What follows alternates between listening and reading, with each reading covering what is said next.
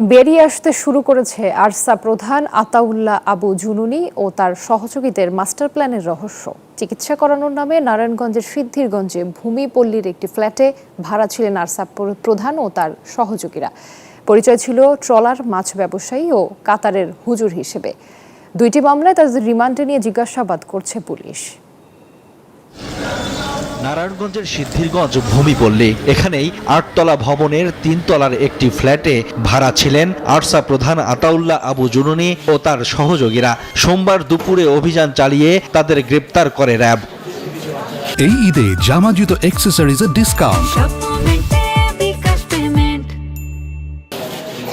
ভবনের কেয়ারটেকার জানান, গত নভেম্বরে ৮ তলার এই ভবনের ৩ তলায় মাছ ব্যবসায়ী কাতারের হুজুর পরিচয়ে ভাড়া নেন আতাউল্লাহ ও তার সহযোগীরা। পরের মাসে আরও একটি ফ্ল্যাট ভাড়া নেন তারা। ফ্ল্যাটটিতে আতাউল্লাহ ও ৩ নারীসহ ৮ থেকে ১০ জন থাকতেন।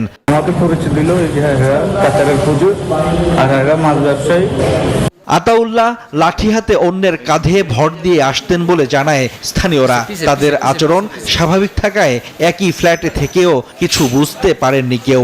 সবাই যা যার মতো করে চলাফেরা করে থাকে, এখানে ওরকম কারো বিষয়ে জানাজানি আসলে ওরকম হয়ে ওঠে না। লাঠিপথ দিয়ে আইসে আইয়া বলছে আমার ট্রিটমেন্ট করাই লাগে এখানে বাসালে থাকুম। আমি তো ভয় পাইছি বলতে এটা যে ওনারা এত বড় সিরিয়াস কিলার একজন এখানে থাকতো, এই জন্য আমার ভয় লাগছে। পুলিশ জানায় তাদের তথ্যের ভিত্তিতে ময়মনসিংহ থেকে আরো ৩ নারী সহ 4 জনকে গ্রেপ্তার করা হয়। গ্রেপ্তারকৃত 10 জনকে অবৈধ অনুপ্রবেশ ও সন্ত্রাস বিরোধী আইনে 2টি মামলায় 5 দিন করে 10 দিনের রিমান্ড মঞ্জুর করেছে আদালত। তাদের জিজ্ঞাসাবাদ চলছে। তাদেরকে আদালতে প্রেরণ করা হয় এবং তাদেরকে জিজ্ঞাসাবাদের জন্য পুলিশ রিমান্ডে 2টি মামলায় 10 দিন করে রিমান্ডে নিয়ে আসা হয়েছে। তাদেরকে জিজ্ঞাসাবাদ অব্যাহত আছে।